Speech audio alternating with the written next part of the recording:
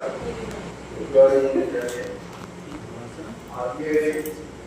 ভাদ্র মাসের 25তম দিবস।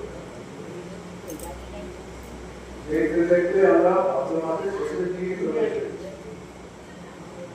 আর দিন পরে আমাদের মন্দিরে পূজা করা হবে।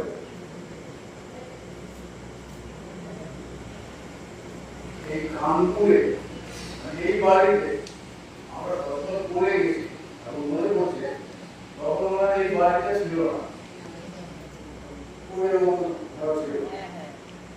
ওইটাই বলছি এটারও তো স্ট্রাকচার ভালো করে এর মধ্যে হয়েছিল, বৃষ্টি হচ্ছিল, খেলা কেমন করছিল। দেখুন ঠাকুরকে যদি ভালোবাসা যায়, ঠাকুরকে যদি ঠিক ধরে ঠিক ঠিকভাবে করা যায়, তাহলে তার পরিবর্তন আছেই আছে। ঠাকুর তো এটা গ্যারান্টি দিয়ে গেছে।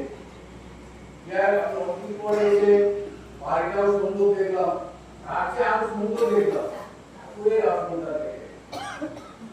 এটা দেখলে